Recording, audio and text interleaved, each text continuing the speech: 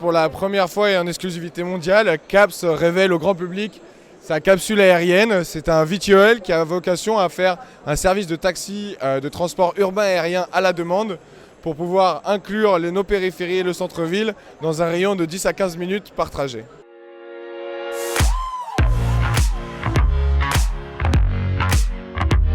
L'aéronef est propulsé entièrement par une énergie électrique qui lui donne une autonomie qui lui permet de couvrir la surface de toutes les grandes métropoles européennes et mondiales. L'idée, c'est que l'appareil fonctionne de façon complètement autonome, ne se déplaçant que de point A à point B, qui sont des petites stations ultra compactes pour pouvoir s'intégrer dans l'écosystème de nos villes.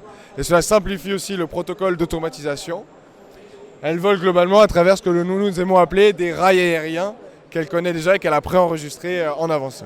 Alors juste avant de parler un peu plus de l'aspect technique, est-ce que vous avez un peu des chiffres à nous donner sur les dimensions, le poids et tout? Parce que là, c'est quand même assez imposant, mais pas tant que ça, en vérité. Exactement, nous sommes chez CAPS, nous avons abordé la thématique de l'Urban Air Mobility de façon à imaginer son implantation à grande échelle et de façon durable. Et nous sommes partis sur les convictions que si la mobilité urbaine aérienne voulait avoir un réel impact et pouvoir solutionner le challenge de mobilité auquel font face nos autorités des villes, il lui faudrait deux choses, c'est à la fois être abordable et discrète, car sinon les personnes n'accepteront jamais le risque inhérent à ces nouvelles mobilités au-dessus de leur tête s'ils n'en ont pas une réelle utilité finalement. Donc notre aéronef fait à peu près 1,20 m de diamètre pour la cabine, 3 mètres de hauteur, et les bras ont un diamètre au total de 3 mètres. Ça lui permet une ergonomie suffisante pour pouvoir atterrir et décoller facilement un peu partout en ville, et un poids ultra léger de 250 kg à vide qui lui permet d'évoluer finalement discrètement en émettant un bruit qui est inférieur au bruit ambiant de la ville. Il est donc inaudible pour les usagers de la ville de tous les jours. Alors ce poids de 250 kg, ça a un secret évidemment, c'est-à-dire quels sont les composants, les matières qui permettent d'atteindre ce poids plume, si j'ose. Évidemment, quand on aborde la thématique de l'aéronautique, le poids de l'appareil va être le facteur crucial. Pour pouvoir atteindre la meilleure densité pour l'appareil, nous utilisons des matériaux de nouvelle génération de type composite, fibre de carbone, qui vont pouvoir allier une extrême résistance et une super légèreté. C'est beaucoup plus résistant que l'aluminium pour un poids 3 à 4 fois moindre. Derrière ça, on utilise des batteries au lithium-ion qui viennent fournir aujourd'hui la plus grande densité énergétique en matière de stockage énergétique. Nous visons un jour à passer sur une solution à hydrogène. Aujourd'hui, les technologies existantes ne le permettent pas encore. Nous travaillons sur des solutions d'hybridation pour un jour passer au tout hydrogène, ce qui pourra encore augmenter l'autonomie de l'appareil. Alors cette capsule, c'est pour une personne? Oui, tout à fait. Nous avons imaginé un transport monopassager, ce qui nous permet de nous différencier de la concurrence, mais aussi d'imaginer cette ergonomie qui va être compatible avec les villes. On a commencé par une étude à la racine de la mobilité urbaine finalement, et on a remarqué que 70% des trajets qu'on effectue quotidiennement en ville, nous les faisons seuls et dans le pire des cas au volant de notre voiture 5 places.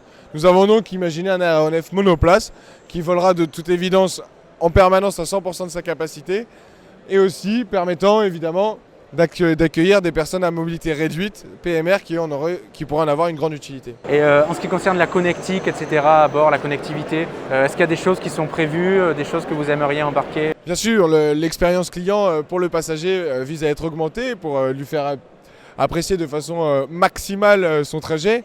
Toute la grande vitre qui est devant a vocation à être connectée, à proposer une expérience en réalité augmentée pour pouvoir apprécier de façon plus détaillée le paysage qui défile. La possibilité de mettre sa musique par exemple à l'intérieur, tout cela via l'application mobile par laquelle on va pouvoir commander le trajet finalement, qui va vraiment faire le lien entre le passager et la technologie. Le prototype physique, les tests, quand est-ce que vous aimeriez les démarrer? Après, je sais qu'évidemment, il y a toutes les questions réglementaires, etc. Mais vraiment, les tests... Nous avons évidemment commencé par des simulations informatiques pour pouvoir faire le design et la calibration de l'appareil. Sur le modèle que vous voyez aujourd'hui derrière moi, la cabine est une maquette que nous utilisons pour les expositions, mais le plateau rotor sur le dessus est fonctionnel, a déjà effectué ses premiers décollages. L'idée, c'est que le modèle final sera un peu différent de celui-ci. Il sera sur un quadcoptère contrarotatif, une solution un peu plus ergonomique que nous avons optimisée au fil du temps.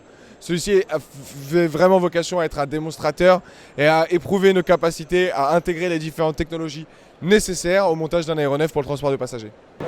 Aujourd'hui, CAP, ça représente combien de personnes? Aujourd'hui, CAPS est dirigé par ces 3 fondateurs qui sont à plein temps sur le projet, avec certains membres d'équipe de notre réseau qui viennent nous aider ponctuellement sur certaines tâches spécifiques, à la fois techniques comme commerciales, pour le développement de l'activité.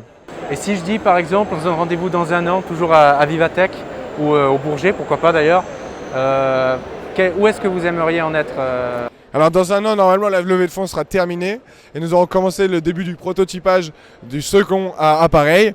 Il sera un peu tôt pour le dévoiler, ce sera plus dans 2 ou 3 ans pour le dévoilement du second prototype qui, lui, pourra finalement embarquer des personnes.